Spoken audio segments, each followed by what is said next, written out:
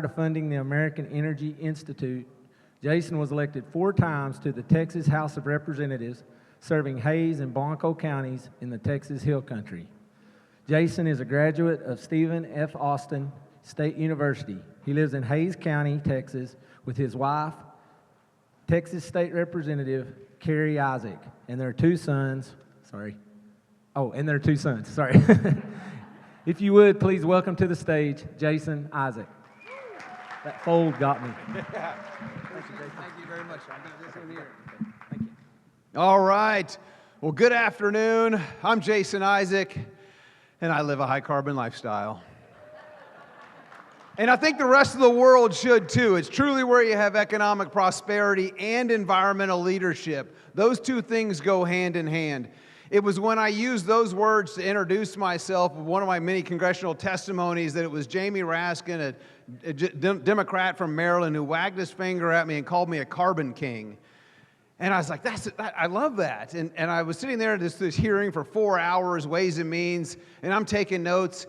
At the end of the hearing, I looked down at my notes and I had written down 2 words, carbon king. That was the best thing I got out of that hearing, and he's insulting me, but no less I get anointed by a Democrat. I'm the carbon king, so no king's protests don't apply to me. But I tell you, I loved it so much, I put it on my wallet, it's on my license plates, it's on my name tag, it's on my business cards. I live a high carbon lifestyle. I think the rest of the world should too. But I want to give you some things to be grateful for, so forgive me as we go through an ADD-infused presentation. We're going to jump all over the place. When we invest in clean energy and electric vehicles and reduce population, more of our children can breathe clean air and drink clean water. That's not AI. She said reduce population. Believe them when they tell you what they want to do. Like President Obama said, prices will necessarily skyrocket. They speak the truth. They're insane. I think she really meant to say reduce pollution. But she said population. That's a win-win for her, not for me. But it's incredible when you look at what's happening, especially today, the day after the endangerment finding announcement is rescinded. This thing, the bedrock, the foundation, all the climate alarmist policy sits on, the endangerment finding. The left is losing their minds. Their heads are exploding, thinking that it's the end of the earth, that we just took away the control knob for climate. But look at what's happened in the last 5 decades. We've reduced pollution nearly 80%. We're world leaders in clean air, and this is something over 60% of the population doesn't know. I've spoken at a school here to hundreds of kids just south of here, and I asked them some questions. How many of you think the air quality is better today than it was 50 years ago? Not a single hand goes up. And I said, how many of you think it's worse? Every single hand went up. And I said, how many of you think the water quality coming out of the tap is better today than it was 10 years ago? None of them. They think it's worse. And I'm like, gosh, we're raising these pessimistic children when they should be hopeful. We can take half the cars off during the COVID lockdowns and the air quality doesn't improve. In fact, in the cities like Austin, the blueberry and the tomato soup here in Texas, the air quality in Austin got worse during the first 2 months of the COVID lockdowns with 50% fewer vehicles on the road. We're at a natural state when it comes to air quality. We're world leaders in clean air, and this is something that people just don't understand. So when they talk about increasing regulations and doing more to improve our air quality, well, first of all, you can't. But anytime that we increase regulations, all we do is we export jobs overseas. We've seen glass manufacturers shut down in Southern California and move directly across the border into Mexico because they can't comply with their foreign or the federal mandates or California mandates. So we export those jobs to Mexico. We export millions of jobs to China, and all we do is we import their pollution. 60% of the pollution in Southern California is attributable to Asian air pollution. It was so great to see Secretary Rollins. I had an opportunity to work with her during the first Trump administration when I was at the Texas Public Policy Foundation, and we were working on this idea called a Pittsburgh Accord. You remember the President Trump when he got elected and he said, I'd represent the people of Pittsburgh, not the people of Paris. That was his announcement when he was going to pull out of the Paris Accords for the first time. And I loved it. And I said, we should call on our trading partners to improve air quality, to improve air quality that leads to improvements in human health. We go way beyond that here in the United States. We still have some of the strictest air quality requirements, even today, that go beyond anything that improve human health. But let's have this Pittsburgh Accord. We couldn't get the idea done during the first Trump administration. I'm hopeful that maybe we can get it done in the second administration. But all it would do is just point out the hypocrisy of these other nations like India and China that could care less about our environmental protections, could care less about human rights. But we will press on. I want to talk about expensive energy hurting the poor. These two messaging points that I'm talking to you about, that we're a world leader in environmental protection, we're number one when it comes to access to clean and safe drinking water. These are the 2 points that move people from the left or from the middle to support American energy, to support hydrocarbons. When they find out expensive energy hurts the poor. Look at what's happening in California. There's a lawsuit going on right now called The 200 versus the state of California. It's over 200 civil rights organizations. Probably nobody's represented in any of those groups here today. They certainly don't ideologically align with me. But there's over 200 civil rights organizations that are suing the state of California, saying their environmental policies have a disparate impact on communities of color, that they violate the Civil Rights Act. These civil rights organizations are saying that California is racist. Their policies are racist, is what they're saying in their lawsuits. I mean, they're driving up the cost of energy in California. In 2023, there were 800,000 meters, electric meters in California that were behind on their utility bills. 800,000 meters. I say meters because there could be 3 or 4 or 5 people living behind those meters. 2 years later, in 2025, that number ballooned to 3.4 million meters. Over 10 million people living at a place where the utility bill is late. It's over $2.2 billion in arrears. In 2025, in March, people are behind on the utility bills. In 2023, 242,000 meters were disconnected in California because they can't afford to pay their electric bill. That's 242,000 meters. So it could be 100,000, could be a million people. 1 million people are at the greatest risk of homelessness in California in 2023. And look at how much the number has ballooned in 2025. The numbers should update next month. But they're at the greatest risk of homelessness because you know when you buy a house and you get homeowner's insurance, you're required to keep your utilities on. When you sign a lease, you're required to keep your utilities on. And when you can't keep your utilities on because of crazy policies increasing the cost, it puts you at the risk of being homeless. You're violating the terms of those agreements. Expensive energy hurts the poor. So as a politician, as I served in the legislature and people would ask me, are you for all of the above? And I'd be like, yeah, I'm for all of the above energy. Yes, let's just do it. Let's just do it. You know, it was easy as a lazy messaging point. And then I started to really look at what was behind all of the above. Chairman. Secretary Wright, this administration has made clear it wants to make America energy dominant. Is that correct? Yes. And wouldn't you agree that the best way to achieve energy dominance is by an all-the-above approach to energy production? Just yes or no? I've never supported all of the above because if something's going to make energy more expensive and less reliable, I'm not for that. I've had the opportunity to work with Secretary Wright since 2018. I learned so much from him since before he became Secretary of Energy. But we're for affordable and reliable energy. All of the above includes things that are heavily subsidized, that are dependent on a Chinese supply chain, that aren't there when we need them most. So if anybody ever asks you, if you ever hear a politician now talking about they're for all of the above, you should correct them and say, well, we want you to be for affordable and reliable. Then they'll come out and say, oh, well, I'm for all of the above that works, or I'm for, all of the below. They'll come up with these crazy things. Just get them to say they're for affordable and reliable, because this current administration, that's all they use. Affordable, reliable, resilient. Affordable, reliable, American. It's amazing how much their messaging has changed from one administration to the next. I'm certainly grateful for that.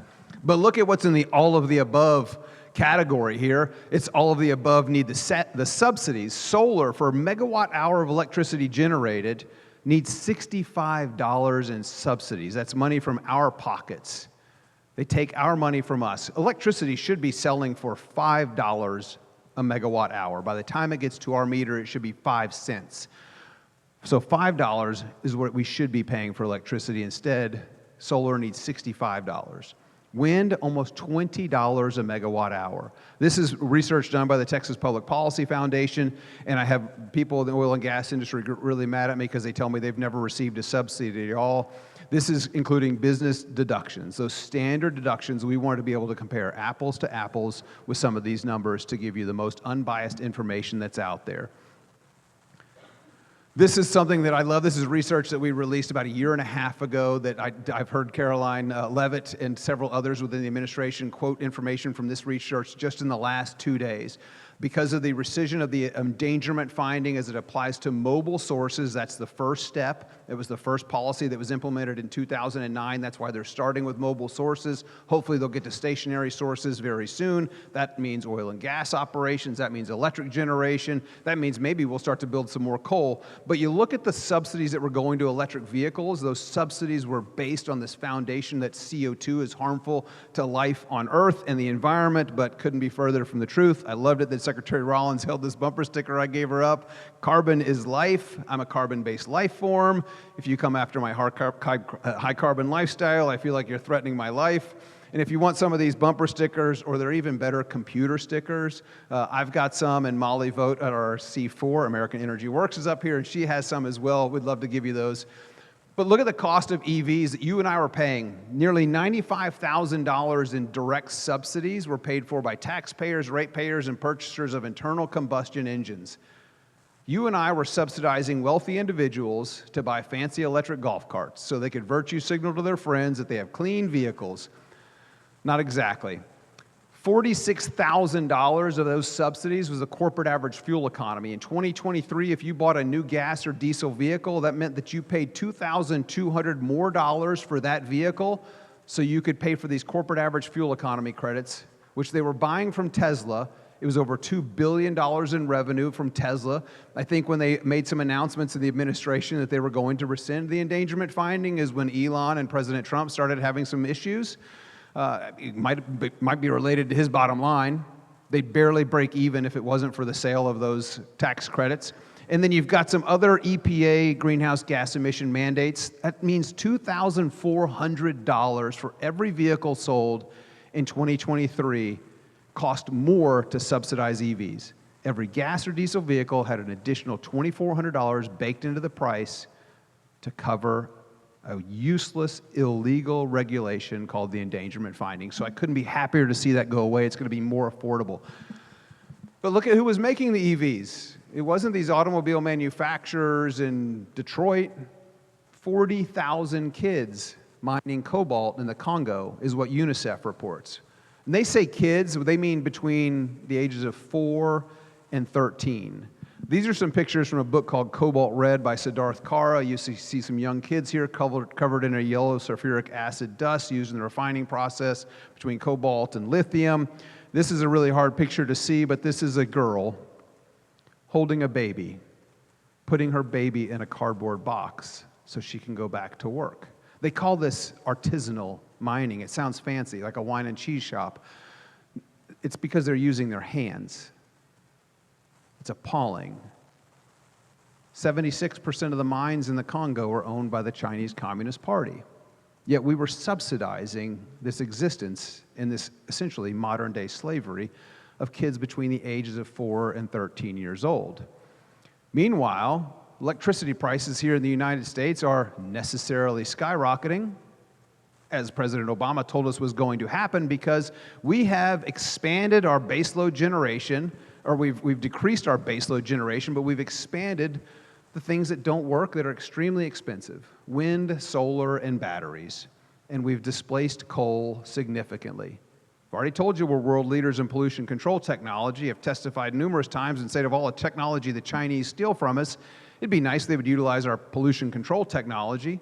They don't. I've toured many coal-fired power plants and many coal mines. The power plants have these things called baghouses and scrubbers that capture the harmful pollutants, the things that were regulated by the Clean Air Act, those 6 criteria pollutants, and out comes beautiful CO2 and a little bit of water vapor. Imagine that.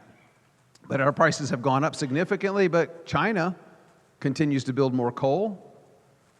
China, for the first time ever in the last year because they've been buying cheap Venezuelan oil. That's off the market. They've been buying cheap Iranian oil. They've been buying cheap oil from Russia and building coal-fired power plants. Every 18 months, China adds electric generation equivalent to the total generation of the United States. Every 18 months. That electric generation is based on coal, and they're using that cheap electricity to expand their refining capacity, something we haven't done here in the United States in decades. They're exporting diesel, jet fuel, and home heating oil, something that's just happened in the last year that's never happened before. They're competing on the global market. They're subsidizing the market. Look at their total Chinese power generation, 9,500 terawatts compared to the US, 4,500. Again, every 18 months, they're adding equivalent of the United States. And what's happening in the United States? We're actually early retiring coal generation. The utilities love to do this because they get a guaranteed rate of return. They pass the cost on us. They leave these stranded assets out there. They jack up our electricity cost. I was on Fox News a couple of times. I guess it was last month now. And on Fox Business and Fox News, and it was when the president was meeting with the oil executives trying to get gasoline costs down. Well, the truth and the fact of the matter is gasoline costs are down 26% over the last 12 months. We're seeing the savings at the pump significantly. Electricity costs are continuing to rise because our utilities out there embrace these European political agendas. Every single public utility in the state of Texas has a net zero commitment. They've all signed on to the Paris Accords. I had an opportunity to meet with Mike Lee in December, and I said, Mike, I didn't call him Mike, I said, Senator, I think it's treasonous. You have an American company that's aligned with a foreign treaty that has not been ratified by Congress. It's in their missions, it's in their documents that are out there. I think they need to be called before Congress. I think the president, and this is what I encouraged and said on Fox News, I encouraged the president to meet with the utility executives and ask them what they're doing to help lower the cost of energy, because they're not doing anything. They're happy to spend billions of dollars on stuff that doesn't work when we need it the most. Fortunately, Secretary Wright has been able to keep on 17 gigawatts of electric generation by emergency orders to keep coal-fired power plants running in Indiana and Michigan, in the Midwest. That has saved lives, something that we experienced 5 years ago here in Texas.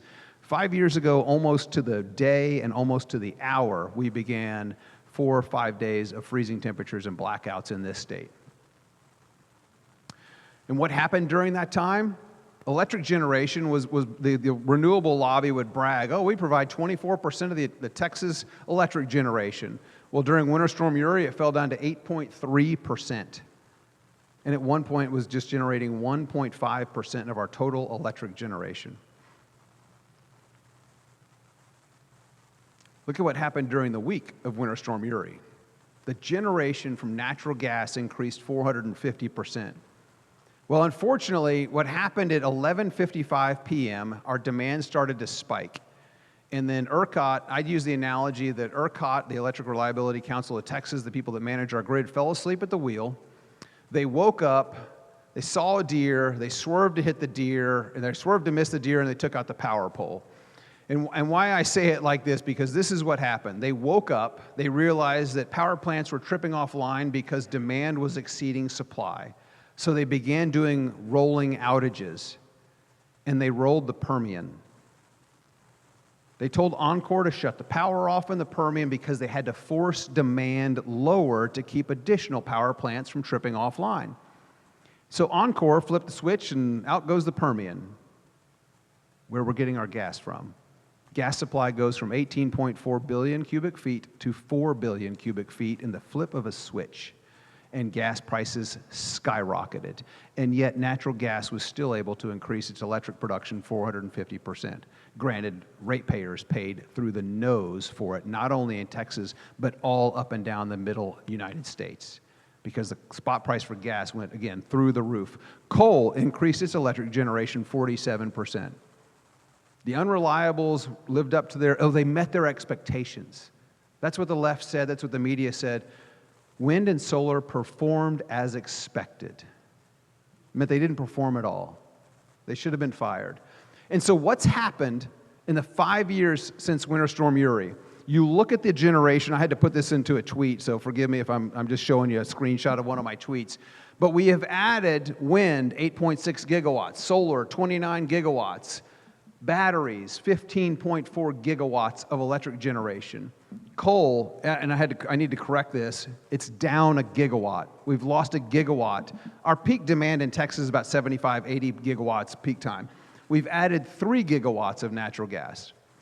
So let's imagine that every gigawatt of electric generation cost $1 billion. That's accurate for wind, solar, and batteries. It's a little high for natural gas, but let's just say $1 billion. Let's compare apples to apples. Every source of new generation cost $1 billion per gigawatt. Texas has added $56 billion in cost to ratepayers. Ratepayers are ultimately going to have to pick that up, but only $3 billion is reliable.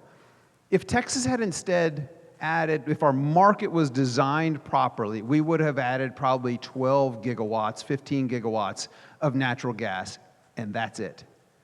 And so ratepayers would only be picking up the cost for $12 to $15 billion, but now they're picking up the cost for $56 billion, and it's sold as economic development. This is what I was sold to as a legislator when people were coming to me and saying, hey, we want you to approve these incentive plans to give property tax exemptions for wind and solar. Now they do it for batteries. And I thought, oh, this is great. Look at all the jobs they create. They had to create a minimum of 10 jobs. And I'm like, okay, if they'll create the jobs, then I'm for it. And then comes years later, I find out that over 80% of the projects were getting waivers from their jobs and they were creating 1 job. And I'm like, I was sold a bill of goods. I was lied to. I never would have supported this if they knew they weren't creating the jobs. That was the whole thing. It was supposed to be for jobs development. But we're selling this thing as economic development as a total scam.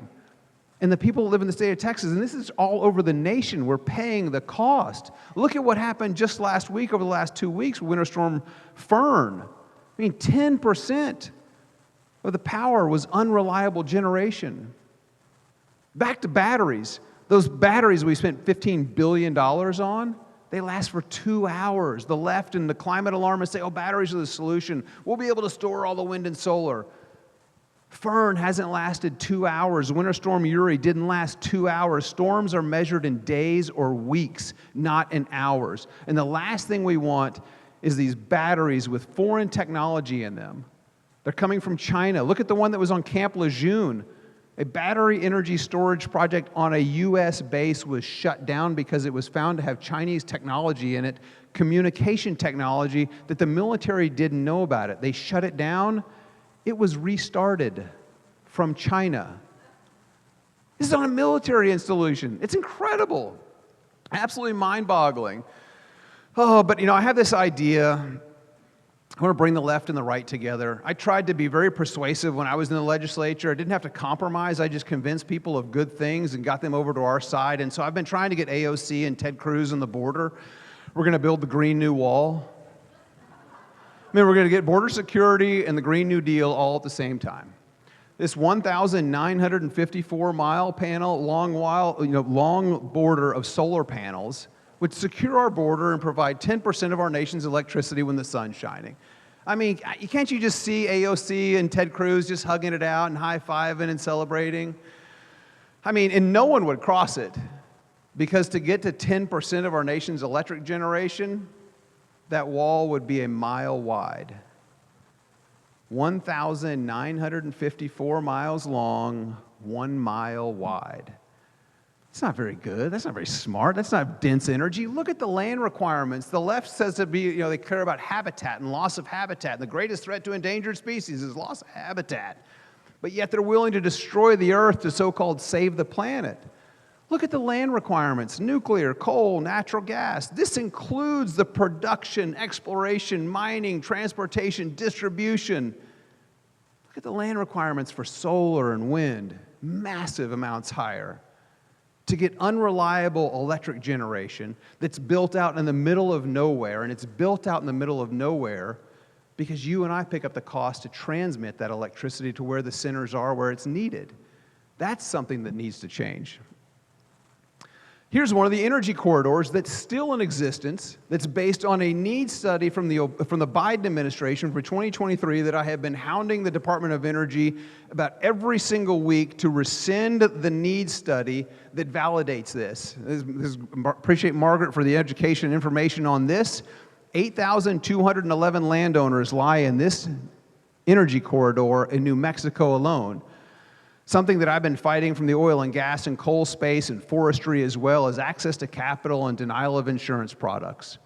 We've got financial institutions like BlackRock, Vanguard, and State Street, and insurance companies like The Hartford that canceled our insurance policy because I represent a trade organization that has a Facebook page that promotes American energy. That was the letter that I received to them. It's one of the many congressional investigations I've triggered. Congressman Comer is investigating the Hartford because of that letter that they sent to us. I'm like, thank you, Lord. It couldn't happen to a better person that they canceled me. They spent a lot of money hiring lobbyists to stop my legal or legislative efforts since then. But now you've got 8,211 landowners in here that are ranching and farming and can't get access to capital because this corridor is under threat of eminent domain to build out energy infrastructure, based on a Obama transmission needs study that was built on 100% renewable energy, which is not the current administration's plans at all. So we're fighting tooth and nail every single week to try to get that needs study revoked so that those people can get access to capital. You have to have it. You're killing these farmers and ranchers out in New Mexico without access to capital. Germany will become totally dependent on Russian energy if it does not immediately change course. If you could power Germany with smug, they'd have an unlimited supply. I mean, I love this is from the United Nations, Trump's first administration, and guess what happened? They became totally dependent on Russia for natural gas. In fact, last year alone, Europe received more natural gas from Russia than it ever has before. Europe is paying for both sides of the war, and the people there are suffering as a result of it. But I love, and I heard this in the presentation earlier, and I've got some pictures. I've got some different pictures that the guys showed before. Everything is climate changes. Food prices are going to go up. Food's wrecking the planet, and Europe has lost its appetite for change. You know, climate change is stressing Italy's cows. I mean, come on. And it's coming for your cheese. I mean, gosh, give me a break. I'm working on a high-carbon cookbook, and trust me, beef and cheese and avocados and out-of-season berries are on the top 10 list of high-carbon foods. I say out-of-season berries because you got to fly them in. You got to put them on a truck and get them to where people are. So we're going to have some great food in the high-carbon cookbook. You know, is my morning coffee climate friendly? Well, I don't know. I just had a whole bunch in the afternoon. What about the afternoon coffee? I mean, just everything is climate change. And nearly everyone will need to change their diet, except for the globalist elites like Al Gore, John Kerry, and Larry Fink, and Antonio Gutierrez and Klaus Schwab at the World Economic Forum. Apparently, they're going to have to change their diets because of climate. Just when the farmers and ranchers think they might have a new opportunity for a new commodity, Microsoft wants their poop to lower its emissions. I'm thinking, great, the cattle farmers and ranchers and the people at the feedlots have got a new product to market. But lo and behold, penguin poop apparently is better. I mean, and so what's happening? I mean, the penguins are turning on each other. I'm going to get those poop credits, not you, buddy. I mean, they're literally, Antarctic penguins may turn on each other because of climate change. I mean, you just can't make this stuff up. These are real headlines. None of this is AI. I mean, look at that. He looks mad. And that looks like one of those fake eyes that someone stuck on him. That's probably AI. Oh, but look at this. Oh, the polar bears. I mean, if you ever see anybody in a protest like this, just take them some water because they're probably dehydrating in that suit. This is one of the hottest places to be on Earth. Right here is in a polar bear suit.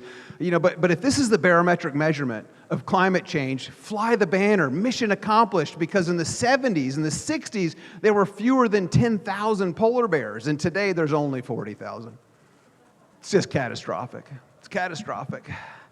Mission accomplished. Actually, there's so many polar bears, I think this is why Russia is invading Ukraine, because polar bears are invading northern Russia. I mean, this is another headline. They're literally invading town. They're bears. They go to where food and trash is. I mean, but this is a true headline from Newsweek, and this is a Russian town in northern Russia. I hope no one's planning on going to Greece because people are just disappearing. Poof. And climate change is pretty powerful. People just keep disappearing. I mean, wow, this is good stuff. I don't go on a Korean fishing trip because you just might die because of climate change. But what's really happened over the last 100 years, we've seen, and I need to update this chart because I think they just came out with a new one. It's a 99.5% reduction in deaths from climate-related events, weather-related events. So deaths are down 99.5%. Again, mission accomplished. The population has quadrupled in this same time. So just an absolute incredible advancement. You look over the last 50 years. 50 years ago, over 40% of the global population lived in abject poverty. Today, that number is below 10%. Energy poverty is poverty, and we are eliminating poverty with access to affordable and reliable energy every day. And as people mentioned earlier, cold is the biggest killer. We talked, the presentation before talked about global areas burned way down. Here's one of my favorites. I love to scuba dive. This is an obituary for the Great Barrier Reef of March 2014. The Great Barrier Reef, an obituary.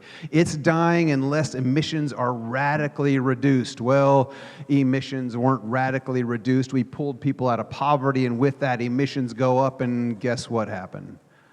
The Great Barrier Reef has never been better. Imagine that. Here's the Amazon forest. I know we had some of the people here that went to COP 30, or they were calling it Crap 30. They literally did cut huge swaths of jungle down to make a road, a dirt road, so that people could get to the conference in Belém, Brazil. This is destroying the earth again to save the planet. Elmo was there. Did you see? I think Mark showed this picture earlier. This is literally the COP conference on fire, and Elmo's in there hiding. I love that. You know, even Elmo cares about the environment in this story. This just warms my heart. Firefighters in the German town of Stadt Allendorf faced their worst nightmare recently when the fire they were being called to was at their own brand new fire station, which at that point had only been open for about 6 months. The entire building was destroyed along with about a dozen vehicles, and an estimated 20 to 25 million euros worth of damage was caused. According to police, a technical defect started a fire next to where some lithium batteries were being stored, and you can guess what happened next. Guess where lithium batteries were being stored? In their new $25 million electric fire truck. I kid you not, this brand new $25 million station had a $25 million electric truck parked inside in a great pronouncing named town that I won't even try to pronounce, and up in flames it goes. And you're not putting out a lithium fire with water. You're just putting it out with time. You just let it burn. Unbelievable. We should never follow Germans when it comes to energy policy. Guess who gave us daylight saving time? We haven't learned anything over the last 100 years when it comes to following Germany for energy policy. But look at what's happening in Germany. You've got BASF, world-leading chemical manufacturing component. They've got huge operations in Lubbock. They have fewer operations in Germany because of high energy costs. Moving operations to China. Just 2 weeks ago, Mercedes announced that it was closing a manufacturing facility in Germany, citing high energy costs, moving to Hungary. It's an embarrassment. The largest BMW manufacturing facility, a German automobile manufacturer, is in South Carolina, in the United States. That's just absolutely embarrassing, but that's what their policies do. And look at what they're having to do. This one I kind of like. They're taking down the windmills to get to the coal underneath them. They've understood what dense energy is, and it's not what's sitting on top of the land from that technology from the 1500s. It's actually what's below the land, and is dense and beautiful and clean. So this is kind of a win. There are no low energy rich countries. I love, Sterling was talking earlier about Sri Lanka. Their food, they implemented, there's the first ever net zero candidate on the face of the earth. This President Rand got elected in 2019, and he implemented a policy that says that no use or importation of nitrogen-based fertilizer. That fertilizer, that comes from natural gas. 70% of the fertilizer facilities in Europe are offline. 70% of the supply of fertilizer in Europe is offline because they can't afford the feedstock. You want to know why food costs are going up in Europe? It's really hard to grow food without fertilizer. In Sri Lanka was the same way. Sterling alluded, production went down nearly 50%, cost went up 80%. They were experiencing prosperity. They were outpacing India, This prosperity was something that was new to Sri Lanka until one person with one policy implemented it. And as Sterling mentioned, his palace was overrun. People were jumping in his swimming pool. He flew on a jet-fueled military cargo plane. He didn't go to Malawi. He didn't go to Ethiopia. They're living at net zero there. That should be the oasis for the left, right? Malawi and Ethiopia, where people spend hours a day walking to collect water. No, he went to Singapore, the highest per capita CO2 emissions on the planet. This is someone that loves the high carbon lifestyle, but just doesn't want his people to live it. He was run out of office before his even 3-year term began. Well, behaviors are going to have to change, and this is one thing we're asking companies. You have to force behaviors, and at BlackRock we are forcing behaviors. Talk about an elitist globalist that thinks he knows what's best for everybody else and forcing behaviors. In 2020, I had an opportunity to work on some legislation. It was after I left the legislature, but I had some companies coming to me and telling me, hey, our banks aren't loaning us money. Financial institutions aren't investing in oil and gas. I was able to document an over a 95% reduction of funds going into private equity for oil and gas investments over 5 years. It was a 95% reduction in funds and about a 93% reduction by billions of dollars not going into oil and gas exploration because people like Larry Fink were changing behaviors. And so I wrote a bill that says if you boycott fossil fuels, you can no longer do business with the state of Texas. I got to define what boycott meant, which was fun because they're like, we're not boycotting, we still invest in oil and gas companies. And I say, yeah, you invest in oil and gas companies? What about coal? Crickets. That's why I wrote fossil fuels in the bill, not oil and gas. But also they invest in oil and gas companies and get them to align with Paris, adopt net zero policies, or face replacing board members like they did with Exxon. They replaced 3 board members. They tried to replace 4, they replaced 3 board members. And when they replaced those 3 board members, Exxon within a month signed on and made Paris commitments. In order to decarbonize their portfolio, they sold off millions of dollars of assets in Southeast Asia. Assets that they were going to produce oil and gas on. Guess who they sold them to? PetroChina. Very good. Yes, yes, I love having an informed audience. He's forcing behaviors to be changed. Put BlackRock on the boycott list in Texas when that law became official later in 2021. A court just overturned it, but the damage has already been done. To date, BlackRock has lost over $15 billion in divestments from Texas and other states who have followed our lead and put similar policies in. That law will go to the Fifth Circuit, and the Fifth Circuit will put it back in place. That I'm confident of. Can't wait until that happens. But they're still forcing behaviors. You look at what's happening in our judicial system. In 2018, a group called the Environmental Law Institute, a nonprofit in Washington, D.C. that was receiving EPA funding, over $1 million. I think it was a third of their budget in 2021. They created this thing called the Climate Judiciary Project. They started tainting judges around the United States. They had over 50 junkets. They trained and tainted over 2,000 judges, including the Chief Justice of the Supreme Court of Hawaii, who has refused to recuse himself from a lawsuit that Hawaii is suing energy companies, saying that they're affecting the weather, which is interesting, though, because not named in the lawsuit from the state of Hawaii is the only refinery in the state of Hawaii, because the owners and the people that run that refinery give heavily to Democrats in the state of Hawaii. So they're just exempt from this lawsuit. They're not an energy company. I mean, that doesn't make any sense. But he's refused to recuse himself. And then on December 31st, I don't know what you were doing on December 31st in the afternoon of 2025. That's typically New Year's Day, not a lot going on. But the Federal Judicial Center, the largest training organization for federal judges, releases its training manual, the reference manual on scientific evidence, on December 31st. Well, lo and behold, it turns out that there's a whole bunch of people that are of counsel of firms that are suing energy companies that wrote the manual. And so then on February, the attorney generals, 27 Republican attorney generals sent a letter to the Federal Judicial Center, said, you guys need to remove the climate science chapter. There's too many conflicts of interest and none of the conflicts are disclosed. That was January 29th. On February 6th, the director of the Federal Judicial Center sends a letter to Attorney General McCuskey, West Virginia, who led the effort, and says they have omitted the climate science chapter. But the National Academies of Science, who is the copyright holder and host of the manual, still listed on their website. Significant conflicts of interest, including Michael Mann, court-sanctioned for being a liar. Michael Mann is noted in the journal here and saying that stakeholders may use disinformation to drive home their point. He's essentially saying energy companies are lying, that they know that they're causing a catastrophic climate crisis. This is still in the manual. This is in the introduction, even with the omitted chapter. So Michael Mann, I love this, Steve Malloy at Junk Science on X. The Associated Press 3 days ago pushes an article out about the endangerment finding, quoting Michael Mann. Steve Malloy posts on X, he's a court-sanctioned liar. Are you guys really going to use him as a source? And within 9 hours, the AP scrubs Michael Mann from their article.